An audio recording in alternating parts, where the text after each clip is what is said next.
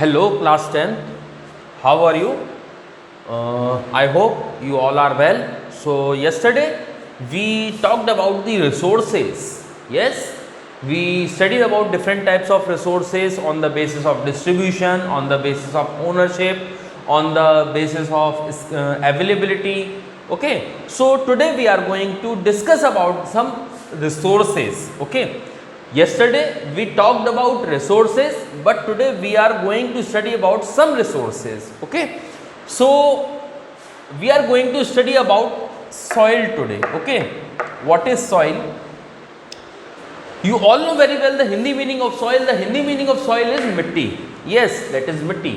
ठीक है. So in this lecture we are going to cover formation of soil, types of soil, and two important topics, that is soil erosion and soil conservation. Effects of soil erosion and effects of soil conservation and reasons of soil erosion. So let's start. We are going to study. First we have to understand about the soil, that what is soil.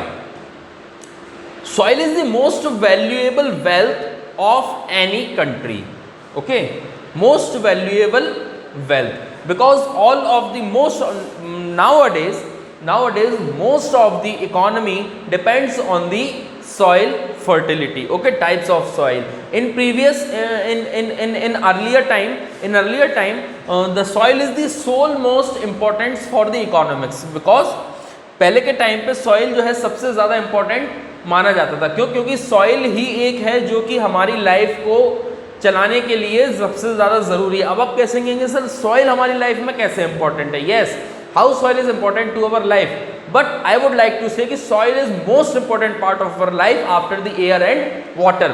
पानी और हवा के बाद soil सबसे ज़्यादा important resource है हमारे लिए. आप पूछोगे क्यों? मैं कहूँगा ये इसलिए, because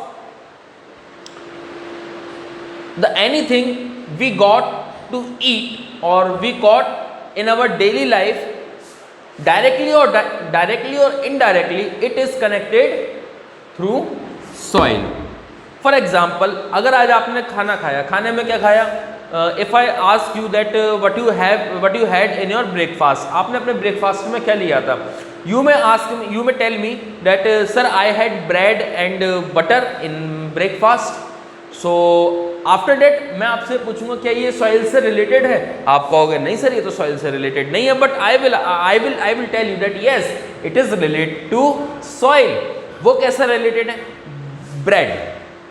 bread is made up of, yes bread is made up of wheat flour, यानी कि गेहूं के आटे से ब्रेड बनती है. गेहूं कहाँ उगता है? ऑब्वियसली सी बात है, गेहूं ज़मीन में उगता है. हम उसको फसल करते हैं, उसको उगाते हैं, तो वो कहाँ से उगेगा? यस, हमें गेहूं कहाँ से मिलते हैं? हम ज़मीन से हमें गेहूं मिलते हैं. ओके, चलो ये तो आपने बात मान ली कि सर ठीक है, चलो ब्रेड हमें जो है गेहूं से मिलते हैं और गेहूं जो है हमें ज़मीन से. बटर का क्या रोल है? Yes, butter is also another important part. Butter किससे बनता है? Tell me. Butter is made up from, butter is a dairy product. Yes और no? Yes, butter is dairy product. और डेयरी प्रोडक्ट्स हमें कहाँ से मिलते हैं? Yes, from milk we get from the our cattles. हमें अपने जानवरों से, जो दूध देने वाले जानवर रहते हैं उनसे हमें दूध मिलता है और दूध से फिर हम बटर वगैरह बनाते हैं. But the another point behind this is that कि जो हमारे जानवर हैं, the cattles we have, the domestic animals we have which gives us milk, what they eat, वो क्या खाते हैं? Oh then your answer must be sir वो घास खाते हैं. ऑब्वियसली सी बात है, भूसा खाते हैं. So where we get from these grass and भूसा? Yes, we get it from soil. So soil is the most important wealth of any country, of any region. Okay, soil is such type of important. एक American pedologist है, वो कहते हैं कि soil actually है, हमने उनसे किसी ने पूछा कि सॉइल है क्या? So the answer, soil is the upper most layer of the earth formed by their parents rock. Soil क्या है? डिसइंटीग्रेट हुए छोटे छोटे पार्टिकल्स हैं जो एक साथ टॉप लेयर पे रहते हैं और जो पेरेंट्स रॉक से बने रहते हैं. एक्चुअली सॉइल का अलग अलग टाइप का फॉर्मेशन रहता है. सॉइल का जो मेनली फॉर्मेशन माना जाता है वो ये माना जाता है कि जब नदी एक जगह से दूसरी जगह होती हैं, चलती हैं, मतलब वाटर फ्लो होता है नदी में, तो वाटर के साथ जो साइड में रॉक्स वगैरह रहती हैं, वैली वगैरह रहती हैं, तो पानी के फ्लो से वो जो रॉक्स रहती हैं वो धीरे धीरे धीरे धीरे धीरे धीरे छोटे छोटे छोटे छोटे पार्टिकल्स में कट जाती हैं, है ना। और वो एक जगह जाके जब वो साइड में इकट्ठा हो जाती हैं तो वो एक, हम उसको कह देते हैं कि हाँ ये भाई सॉइल है, ठीक है। अब सॉइल के भी कई सारे टाइप्स होते हैं, इतने सारे टाइप्स हैं, हम आगे चल के भी पढ़ेंगे। सो मैं बस आपको ये बताना चाहता था कि सॉइल एक्चुअली होता क्या है। ओके, तो सॉइल क्या होता है? Soil is the upper most layer, ठीक है, प्रेजेंट ऑन द क्रस्ट, ठीक है। Soil is the upper most layer present on the crust who formed by disintegrated particles of parents rock, यानी कि जो बड़े बड़े पत्थर पेरेंट्स रॉक रहते हैं उनके छोटे छोटे छोटे छोटे छोटे छोटे पार्टिकल्स हो जाते हैं और वो इकट्ठा हो जाते हैं, तो हम उसको सॉइल कहते हैं। Okay, I hope you all get, है ना। आफ्टर डेट हम बात करेंगे फॉर्मेशन ऑफ सॉइल की, सॉइल फॉर्म कैसे होता है, ठीक है। तो ये आपकी बुक के अंदर पैराग्राफ दिया हुआ है, soil is a renewable resource but the process of formation of the soil is very long process, यानी कि सॉइल जो है ये रिन्यूएबल रिसोर्स है हमारी। मैंने कल भी आपको बताया था रिन्यूएबल रिसोर्सेज में सॉइल आती है। आप कहोगे सर सॉइल रिन्यूएबल रिसोर्सेज में कैसे आती है, नई कैसे हो जाती है? यस, मैं कहूँगा ऐसे होती है कि जब हमने एक बार फसल कर ली, ठीक है, सॉइल का हमने यूज़ कर लिया, बट जैसे ही हम फसल काट के उसको छोड़ देते हैं, कुछ टाइम बाद वो अपने आप के अंदर न्यूट्रिएंट्स वगैरह जनरेट कर लेती है, उसको रिस्टोर कर लेती है और वो वापस रेडी हो जाती है यूज़ के लिए। यानी कि एक बार यूज़ करने के बाद हम उसको दोबारा यूज़ कर सकते हैं। तो it is a property of renewable, यानी कि सॉइल जो है हमारे पास रिन्यूएबल रिसोर्सेस है। बट सॉइल की जो फॉर्मेशन प्रोसेस है वो बहुत हज़ारों साल लंबी होती है। यानी कि अगर हम बात करें, ये मान के चलें, ये जो है हमारी एक फर्स्ट उंगली की लेंथ, इतनी लेयर की रॉक सॉइल बनने के लिए, इतनी मोटी सॉइल की लेयर बनने के लिए कम से कम हज़ारों साल से भी ज़्यादा लग जाएंगे, हज़ारों साल से भी ज़्यादा। यू थिंक कि कितना मतलब स्लो प्रोसेस है। जैसे पेट्रोल होता है ना, हज़ारों लाखों साल लग जाता है पेट्रोल फॉर्म होने में, ऐसे ही सॉइल का फॉर्मेशन जो है ये भी बहुत ज़्यादा टाइम लेता है। Soil is also take thousands of year to formation 2.5 centimetre layer, इतनी चौड़ी लेयर बनने के लिए हज़ारों साल इसको चाहिए रहते हैं। ओके, हाँ, so there are different factor which helps in formation of soil, parent rocks, topography, climatic condition which helps in the weathering of rocks, plants, animal and their remains, ठीक है। तो अच्छा, कुछ फैक्टर्स रहते हैं जो सॉइल फॉर्मेशन में affect करते हैं, यानी कि अगर उनका प्रेजेंस हो जाएगा तो सॉइल फॉर्मेशन थोड़ा सा जल्दी हो जाएगा, और अगर वो फैक्टर्स एब्सेंस रहेंगे तो सॉइल फॉर्मेशन थोड़ा लेट होगा। वो कौन कौन से फैक्टर्स हैं?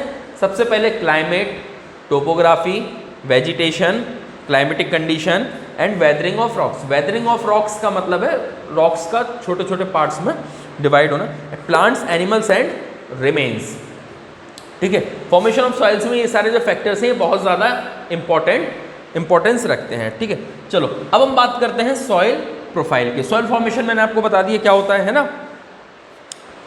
Soil profile is the sequence, colour, texture and nature of the horizon layer superimposed one above the other and exposed in a pit section dug through the soil mental.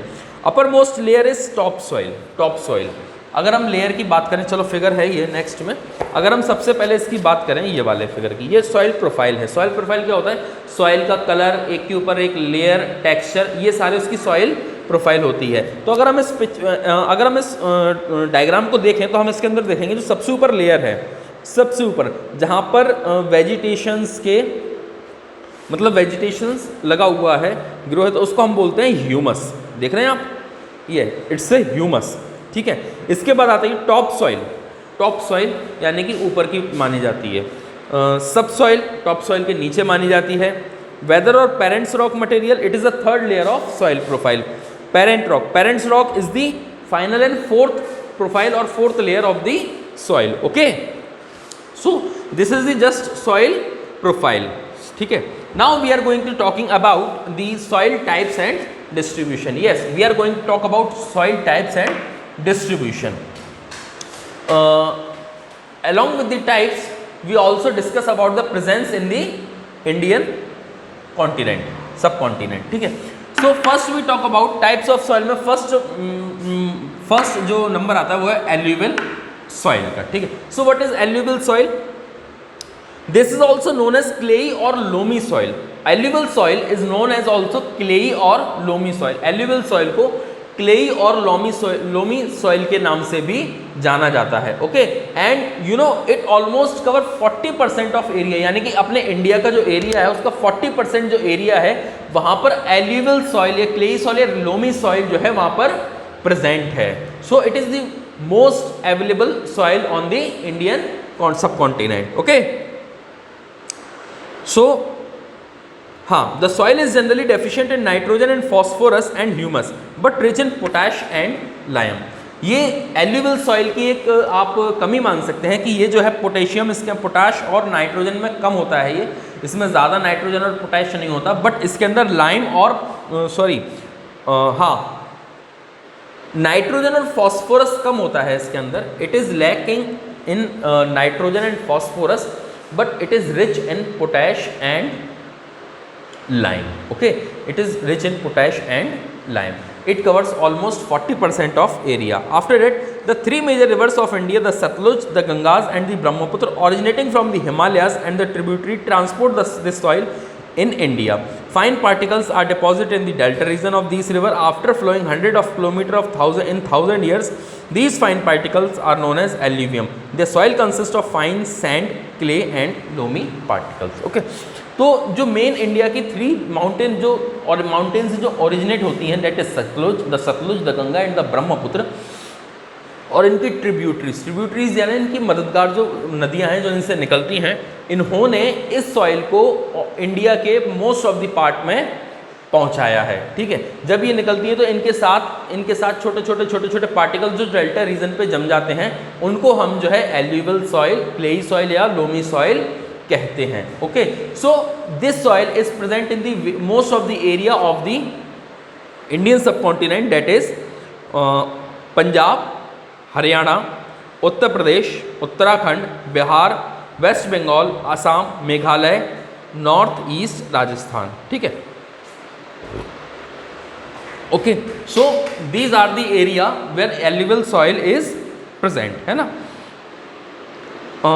In south it is found in the delta region of Godavari, Krishna, Kaveri, eastern and western coastal plains as well as the interior parts of valley of Narmada and Tapti. Godavari, Krishna, Kaveri, south में इन तीनों river के delta reason में ये soil हमें देखने को मिलती है। So this is the feature of alluvial soil and availability of soil. कहाँ मिलती है हमें ये? It is present in Punjab, Haryana, Uttarakhand, Uttar Pradesh, Uttar Pradesh and इसके बाद ये मिलती है हमें Bihar, waste Bengal, Assam, Meghalaya, okay, and some part of Rajasthan also. सो ये एल्यूवियल सॉइल हमें यहाँ पर मिलती है। I hope you got it this alluvial soil. Now we will talk about black soil और रेगुड सॉइल और black cotton soil. It have three names, okay, black soil, regur soil और ब्लैक कॉटन सॉइल। ये black cotton soil जो है ये important part है, मतलब ये बहुत इंपॉर्टेंट सॉइल है कई सारी स्पेशल खेती के लिए, फार्मिंग के लिए बहुत ज़्यादा इंपॉर्टेंट है। किस टाइप की फार्मिंग होती है अभी हम इसके बारे में पढ़ेंगे, okay. Black soil and regur soil. The soil is known as regur और black cotton soil. It is dark black in colour and made up of finely grained particles, मतलब बहुत बारीक मिट्टी की बनी रहती है ये। इसका एक फीचर ये रहता है ब्लैक सॉइल का कि जब इसको पानी मिल जाता है तो ये जो है बहुत गाढ़ी सी, थिक सी हो जाती है, यानी मोटी सी हो जाती है बहुत, जैसे हम कहते हैं ना बहुत गाढ़ी सी मिट्टी हो जाती है अगर इसको पानी मिल जाता है। वहीं अगर इसको पानी ना मिले तो इस मिट्टी के बीच में क्रैक से पड़ जाते हैं, क्रैक आ जाते हैं। कभी आप देखना, कभी आपने देखा होगा किसी वीडियो वगैरह में, तो जो मिट्टी रहती है उसके बीच में क्रैक पड़ जाते हैं पानी ना मिलने की वजह से। तो ये इसका फीचर रहता है कि जब पानी मिलती है तो ये थिक सी हो जाती है, और जब इसको पानी नहीं मिलता है तो इसके बीच में क्रैक्स पड़ जाते हैं, और क्रैक्स पड़ने की वजह से इसके अंदर जो न्यूट्रिएंट की जो मात्रा है वो वापस, न्यूट्रिएंट की जो क्वांटिटी है वो वापस मिक्सअप हो जाती है और जो बहुत अच्छी फर्टाइल सॉइल मानी जाती है, ठीक है ना। और ये जो है पानी को भी होल्ड करके रखती है। इसकी बेस्ट क्वालिटी है कि ये जो सॉइल है ये पानी को होल्ड करके रखना जानती है, ठीक है ना। They became sticky when wet and develop cracks on drying up. These cracks help in mixing in the soil. मैंने आपको बताया हवा जो है, हवा से जो है मिक्सअप हो जाती है। It is found from Gujarat to Amarkantak and Belgaum to गुना, ठीक है। गुजरात टू अमरकंटक, गुजरात से लेके अमरकंटक तक ये मिलती है और बेलगांव से गुना तक ये हमें देखने को मिलती है। और ये ऑलमोस्ट सदर्न इंडिया जो सदर्न पार्ट है वहाँ पर ज़्यादा मिलती है, ज़्यादा क्वांटिटी में पाई जाती है ये, ठीक है ना। हाँ देखो ये it occurs in the region of Deccan trap in Maharashtra, Marathwada, Madhya Pradesh, southern part of Orissa, northern districts of Karnataka, southern and western areas of Andhra Pradesh, Tamil Nadu and Uttar Pradesh, ये इस जगह पे मिलती है। It is suitable for cotton and cereals, ठीक है। ये जो सॉइल है ये कॉटन और सीरियल्स के लिए सबसे ज़्यादा बेनिफिटेबल मानी जाती है, यानी कि सबसे अच्छे इसके अंदर सीरियल्स और कॉटन्स की खेती हो जाती है, ठीक है ना। क्योंकि इनको ये जो सीरियल्स और कॉटन्स है इनको ऐसा पानी की ज़्यादा रिक्वायरमेंट रहती है और पानी की रिक्वायरमेंट इस सॉइल में एक क्वालिटी रहती है कि पानी को होल्ड करके रख लेती है। इस वजह से ये इस टाइप की क्रॉप्स जो है इसके अंदर ज़्यादा बेनिफिशियल रहती है, ठीक है ना। इसके बाद हम बात करेंगे रेड सॉइल की। This soil is derived by disintegration of crystalline and metamorphic rock. Metamorphic and crystalline जो रॉक रहती है, रॉक के बारे में आप पढ़ेंगे, क्रिस्टलाइन और मेटामॉर्फिक रॉक जो रहती है उनके डिसइंटीग्रेशन यानी कि उनके टूटने की, आपस में छोटे छोटे पीसेस में होने की वजह से ये रेड सॉइल जो है फॉर्म होती है, ओके। अच्छा, इसको रेड सॉइल एक वजह से और भी कहा जाता है, मैं आपको बताता हूँ। Continuous heat on hill slopes of Tapti river valley disintegrate the rocks and the iron present in these rocks which give them the red colors, ठीक है। रेड कलर को, रेड सॉइल का एक फीचर ये भी है कि इसके अंदर आयरन की जो है क्वांटिटी होती है और आयरन के प्रेजेंस की वजह से ही ये सॉइल जो है रेड दिखने में लगती है, ओके। तो रेड सॉइल जो है ये जब ताप्ती रिवर की जो वैली की जो वहाँ पर रॉक्स हैं उन पर बहुत ज़्यादा हीट पड़ती है, हीट पड़ने की वजह से डिसइंटीग्रेट होती है और डिसइंटीग्रेट होने की वजह से ये रेड सॉइल फॉर्म होती है, ओके। कोई आपसे पूछे रेड सॉइल रेड क्यों लगती है, तो the reason behind the reddish colour of the red soil is that the iron is present in this soil, okay. So it is brown chocolate yellow and in some places it is black in colour, ठीक है। ये कई कई जगह पे brown colour में भी पाई जाती है, चॉकलेट येलो कलर में भी पाई जाती है, उसमें भी पाई जाती है, okay.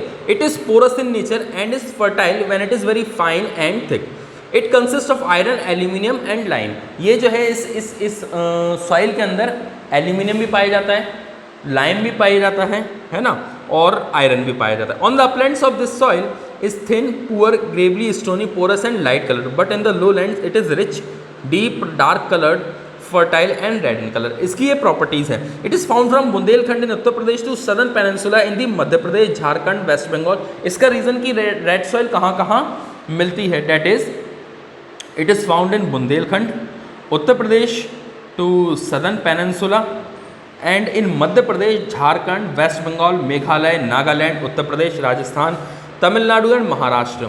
Bajra crop is grown in this soil but in dark red coloured soil cotton, wheat and millets are grown. इसमें जो खेती होती है वो कौन कौन सी होती है, कॉटन की होती है, व्हीट की होती है, मिलेट्स की होती है, जो इसके अंदर उगाए जाते हैं, ठीक है। एंड बाजरा जो है, बाजरा भी इसके अंदर काफ़ी उगाया जाता है। After that we talk about laterite soil, okay. The soil is formed in the region which have dry and wet season by turn. It is formed due to the disintegration of laterite rocks. Laterite एक rock होती है, rocks की type होती है, उसके disintegration से ये form होती है, इसलिए हम इसको लेटराइट सॉइल बोलते हैं। ये उस रीजन में पाई जाती है जहाँ पर गर्मी और सर्दी, मतलब एक सूखा भी पड़ता है और पानी भी होता है, ठीक है। ड्राई एंड वेट सीजन, जहाँ पर सूखा भी हो और जहाँ पानी भी पड़ता हो, वहाँ पर ये पाई जाती है। ठीक है। It is found due to disintegration of lateral, it is found on flat highlands, okay. It is poor in lime, phosphorus and potash but rich in humus. इसके अंदर ह्यूमस काफ़ी ज़्यादा होता है, ह्यूमस में रिच है, यानी कि इस पर वेजिटेशन जो है अच्छा हो सकता है, ठीक है ना। After that it is found in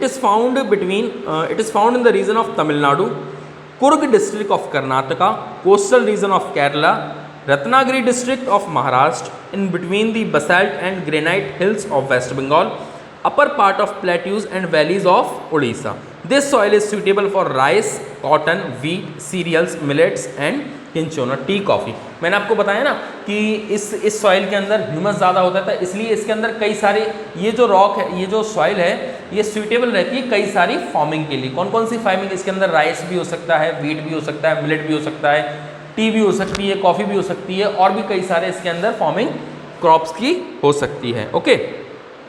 after that we are coming to desert soil. अच्छा, इस सॉइल की 3 टाइप्स होती हैं, dark red laterite, white laterite and laterite soil of underground water, ठीक है। इसकी 3 टाइप्स होती हैं, कौन कौन सी? Dark red laterite,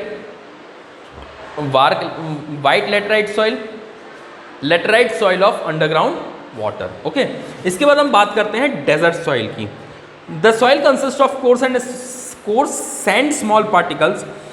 soil from run of Kutch is deposited in the western dry region by southwest monsoon. It contain a large amount of soluble soil contain moisture and humus is low, but irrigation makes it fertile. Wheat, sugarcane, cotton, jawar, bajra and vegetable are grown in the soil. Desert soil जो है बहुत जो small particles रहते हैं soil के, वो उसके अंदर पाए जाते हैं। और ये कहाँ मिलती है? रन ऑफ कच्छ पे ये डिपॉजिट हो जाती है। किसकी वजह से? साउथ वेस्ट मानसून की वजह से ये रन ऑफ कच्छ पे डिपॉजिट हो जाती है। ये जो है इसके अंदर सॉल्युबल सॉइल बहुत ज़्यादा होता है, यानी कि घुला हुआ नमक बहुत ज़्यादा होता है, बट पानी मिलते ही ये जो है फर्टाइल हो जाती है। इरिगेशन की वजह से ये काफ़ी फर्टाइल हो जाती है ये सॉइल। ये कहाँ हमें देखने को मिलती है? It is found specially in western Rajasthan, Gujarat, southern Punjab, southern Haryana and western Uttar Pradesh. इस रीजन में ये ज़्यादातर पाई जाती है। And it is suitable for the wheat, sugarcane, cotton, jowar, bajra and vegetables are grown in this soil. ये डेजर्ट सॉइल जो है, डेजर्ट सॉइल किन किन के लिए? Cotton, jowar, bajra, sugarcane and vegetables के लिए काफ़ी ज़्यादा सूटेबल डेजर्ट सॉइल होती है, okay. After that we will talk about mountain soil. What is mountain soil? This type of soil is found on Himalayan region, Himalayan ranges, Himalayan region. Generally it is fine, marshy and porous. Its depth is more on river valley slopes and mountain slopes. This deposition is seen on the southern steep slopes of Himalayas. Soil of territory period is found on the foothills of mountain slopes, which is slightly sandy, porous and contain less humus. इस soil के अंदर ये जो है humus जो है इस soil के अंदर बहुत ही ज़्यादा कम होता है ना।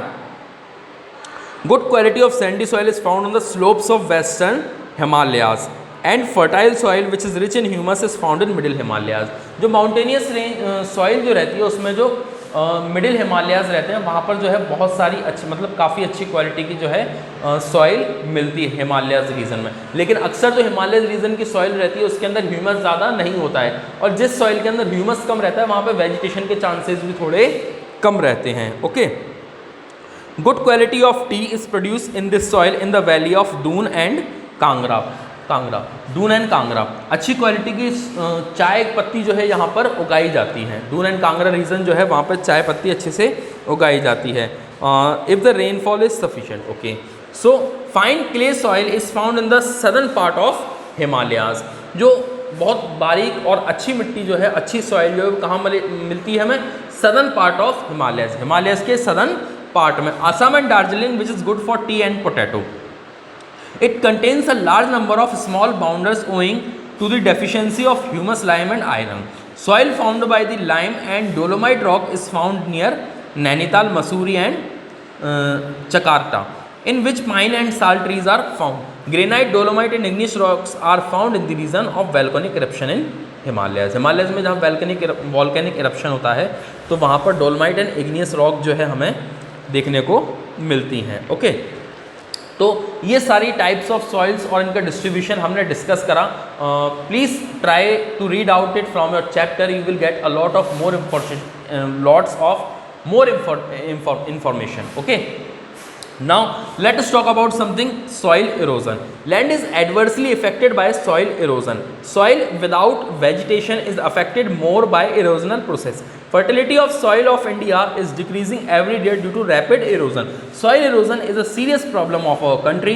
Soil erosion not only affects the land but also human beings as it reduces the production. Causes of soil erosion: deforestation, overgrazing, shifting cultivation, wind erosion, non-scientific method of agriculture. Okay, soil erosion actually होता क्या है, सबसे पहले मैं आपको बताता हूँ। soil erosion एक कॉन्सेप्ट है जिसमें ये डिस्कस करा जाता है कि हमारी जो टॉप सॉइल है, टॉप सॉइल जो कि वेजिटेशन के लिए सफिशिएंट है, वो वहाँ से हट जाती है। यानी कि अगर हम मान के चलें, छोटा सा एग्जांपल मैं अगर आपको बताऊं कि हमारी ये टॉप सॉइल है, ठीक है, इतनी टॉप सॉइल है, ये टॉप सॉइल है, पूरी सॉइल है, यहाँ पे वेजिटेशन वगैरह होता है, बट किन्हीं कारणों से ये धीरे धीरे धीरे ये सॉइल जो है ये हटती जा रही है, और हटने के बाद अब मान लो ये ऐसी हो गई इस टाइप से, यानी कि पहले इतनी थी और अब इतनी हो गई। यानी कि अगर ये ऐसा हो रहा है तो हमारा जो वेजिटेशन है, यानी कि हमारे फसल और क्रॉप उगाने की जो कैपेबिलिटी है वो धीरे धीरे डिक्रीज़ नहीं हो रही, और डिक्रीज़ होने की वजह से प्रोडक्शन जो है बहुत ज़्यादा अफेक्टेड हो रहा है। और इसका एक वजह यह है कि हमारी जो खाली ज़मीन पड़ी हुई है वो किन्हीं कारणों की वजह से जो है वहाँ से उसका सॉइल इरोजन हो रहा है, और हमारी जो एग्रीकल्चरल लैंड है वो कहीं ना कहीं धीरे धीरे डिक्रीज़ होती जा रही है, जिसका हमें आगे चल के खामियाजा भुगतना पड़ेगा। इंडिया के लिए सॉइल इरोजन जो है बहुत ज़्यादा सीरियस और प्रॉब्लमेटिक चीज़ है, ठीक है, कॉन्सेप्ट है।